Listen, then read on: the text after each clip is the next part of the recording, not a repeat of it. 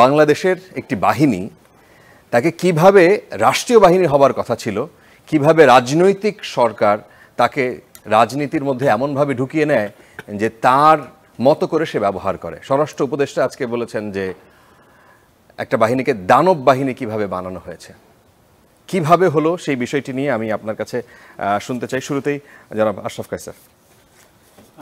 দেখুন, পুলিশকে আমরা অনেক দিন থেকেই পুলিশ বলছিলাম না, তাকে সন্ত্রাসী বাহিনী বলছিলাম। রাষ্ট্রীয় খরচে এবং দানবীয় কর্মকাণ্ডের জন্য এই বাহিনী, যেমন করে একটি আন্ডারগ্রাউন্ড অথবা মাফিয়াদের সংগঠন কাজ করে, বাংলাদেশ পুলিশ একটি মাফিয়া সংগঠনে পরিণত হয়েছিল।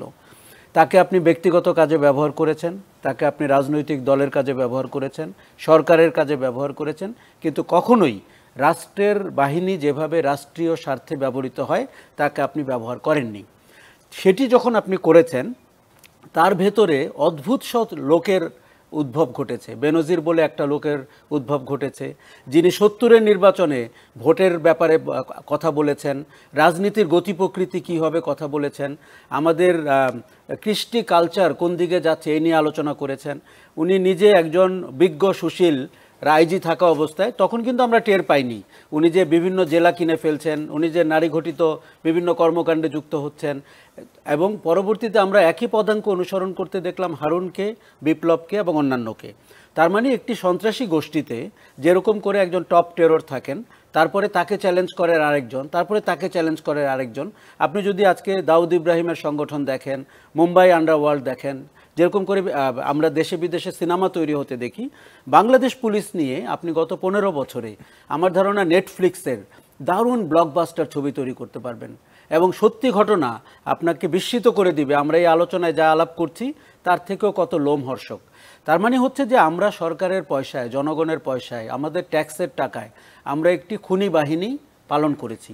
এই বাহিনী যত ধরনের অনাচার করা সম্ভব, শুধু আমরা তো দেখছি গত 15 দিন আগে বা 7 দিন আগে তারা কি করেছেন, কিভাবে মানুষ হত্যা করেছেন, কিভাবে হেলিকপ্টার থেকে গুলি করেছেন।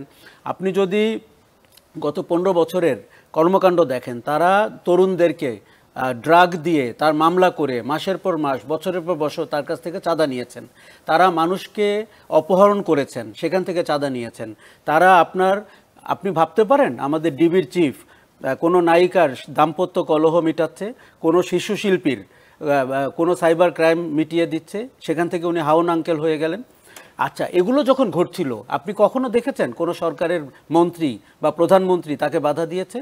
এবং রাজনৈতিক কোনো নেতা বলেছে যে পুলিশ বাহিনী এইভাবে ব্যবহার করতে পারে না? তার মানে এরা একটা গুটিকয় মানুষের যোগসাজশে একটি সরকার পরিচালনা করেছেন। এবং আমি বলতে চাই, গত সরকারটি আমার ধারণা 1000 খানেক বা 1200 লোকের সরকার ছিল, তার বাইরে এই সরকারের তেমন কোনো যোগাযোগ ছিল না। আপনি আওয়ামী লীগের রাজনৈতিক পরিচয় ভুলে যান, সরকারের কর্মকাণ্ড থেকে সরকারটিকে বিবেচনা করেন। সরকারের প্রধান যখন ব্যক্তি শাসন করেন, তার প্রভাব যখন সব সংগঠন এবং পুলিশ বাহিনী পর্যন্ত বিস্তৃত হয়, পুলিশ বাহিনীতেও ব্যক্তি শাসন হয়েছে। আচ্ছা, পুলিশের আপনি রিফর্মের কথা বলছিলেন, আমাদের ওসি কি করে নিয়োগ হয়? ওসির নিয়োগ হয় এমপির ডিওতে।